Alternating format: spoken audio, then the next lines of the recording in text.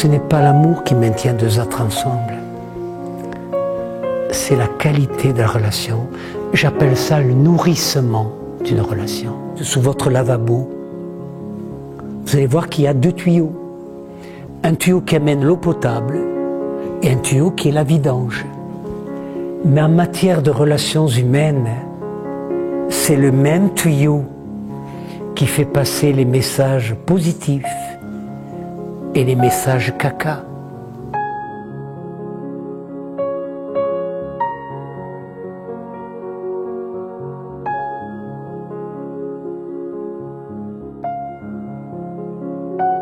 Toi, avec ton mauvais caractère, personne ne t'aimera.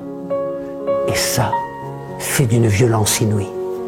Injustice, humiliation, impuissance, trahison, abandon, rejet.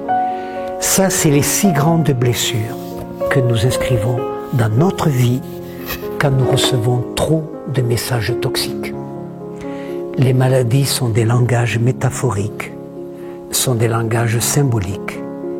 Quand il y a le silence des mots, MOTS, se réveille la violence des MOX, MAUX.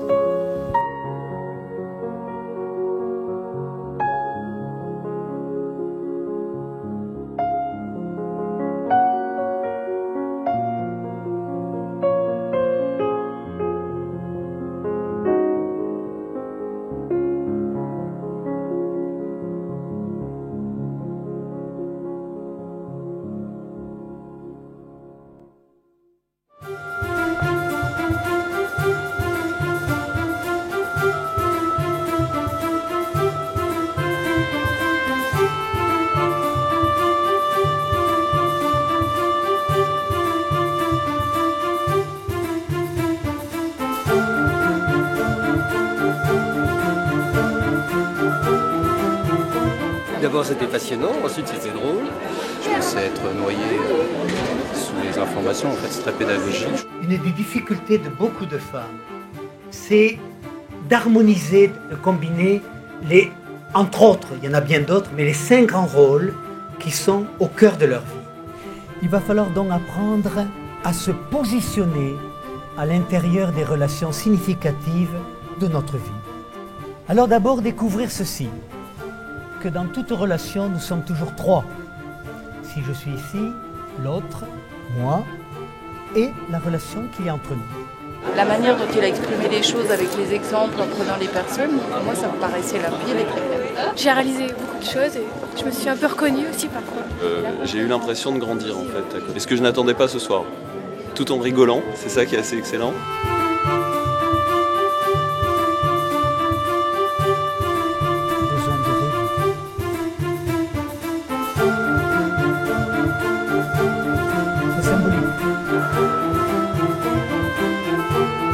Il faut du courage pour oser dire à l'autre « Ce qui me vient de toi n'est pas bon pour moi, je le remets chez toi ».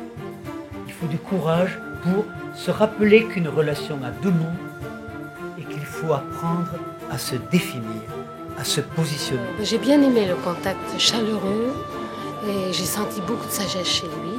Oh oui, c'est sûr que ça donne des outils pour le quotidien. Ça donne envie d'en savoir plus. Voilà.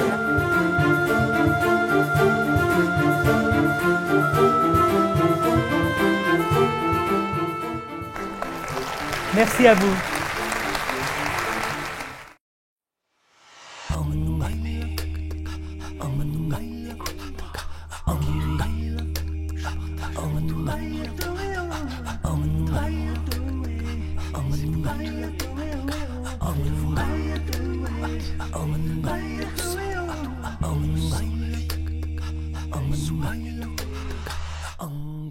Chacun d'entre nous est responsable de ce qu'il ressent, de ce qu'il éprouve, de ce qui le traverse.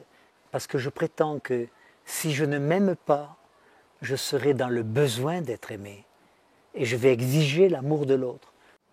On fait des fois payer à sa femme, on fait souvent payer à ses enfants les humiliations, les blessures réactivées, les violences qu'on a reçues. Faire l'amour, par exemple, ça peut être l'équivalent d'une prière. Quand il y a une sorte d'accord, c'est pas simplement la sexualité, puisque la relation sexuelle, c'est le creuset de tous les langages.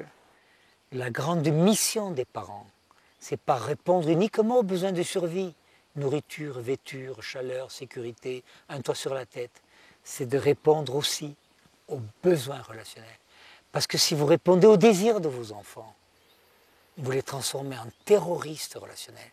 La mutation la plus importante de l'école d'aujourd'hui, ce serait que les enseignants deviennent des enseignants relationnels.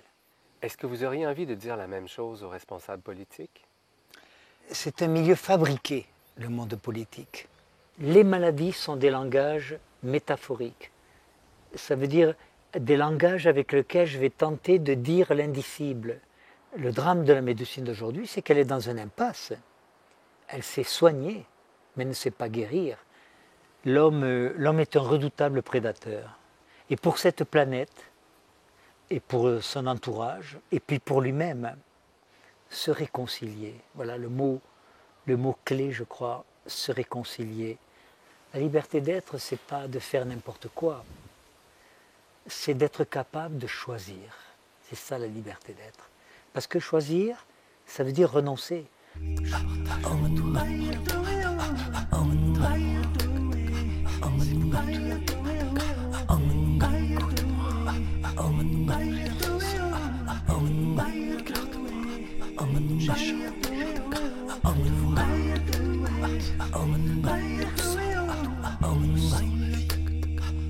Soigne-toi.